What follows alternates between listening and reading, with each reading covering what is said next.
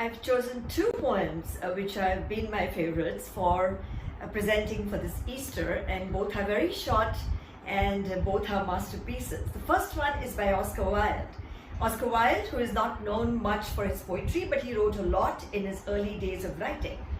And the second one is by Claude McKay. Both are short.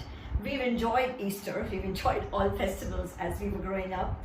And Easter was full of chocolate bunnies and painted eggs and so on. So I've selected the finest verse of Oscar Wilde, which is actually a sonnet which is of 14 lines. And he calls it the Easter Day. And he's comparing the grandeur and the marvelous display of luxury at Rome with the sufferings of the Messiah, Jesus Christ. And in doing that, he is actually stating the stark reality of the world today, which is nothing but just stories of contrasts everywhere. So this poem does have some pathos, but I hope you like it. It is about what Oscar Wilde thought for Easter Day. The silver trumpets rang across the dome, and the people knelt upon the ground with awe. And borne upon the necks of men I saw, like some great god, the holy Lord of Rome. Priest-like, he wore a robe more white than foam. And king-like, he swathed himself in royal red. 3 crowns of gold rose high upon his head. In splendor and in sight, the Pope passed home.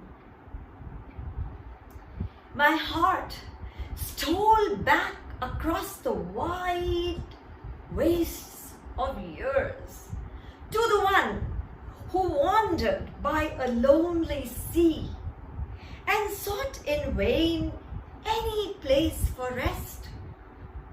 Foxes have holes, and every bird has a nest. Only I must wander wearily and bruise my feet and drink wine salt with tears. This is the poem, The Easter Day. Beautiful comparison of today and the suffering of the Messiah, which we need to remember. Wishing you a happy Easter, and now the second one, which is known as Easter Lilies.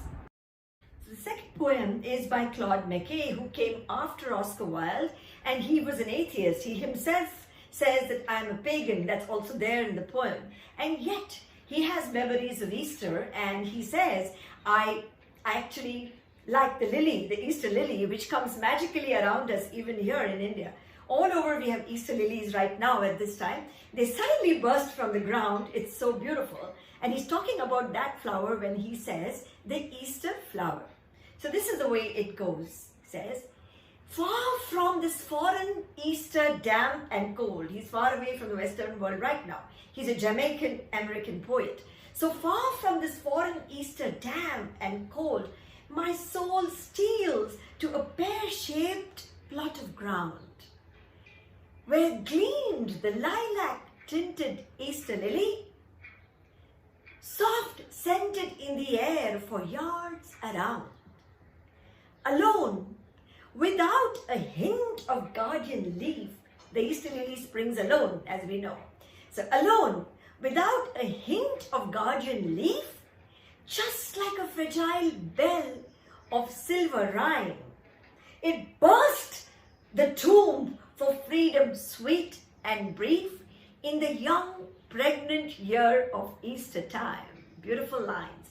It burst the tomb for freedom sweet and brief in the young pregnant year of Easter time.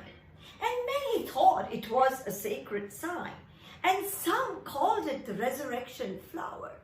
And I, a pagan, worshipped at its shrine, yielding my heart unto its perfumed power. Many critics of literature have compared this burst from the tomb, the burst for freedom, which is sweet and brief, to the resurrection. And therefore, though he calls himself a pagan, there is so much of Christianity in what he says. Any Christian mystic would write the same way. Beautiful Easter lily poem. And the poet says he worships the lily. So there is a sensuality to the flower of the lily as well. Wishing you a happy Easter.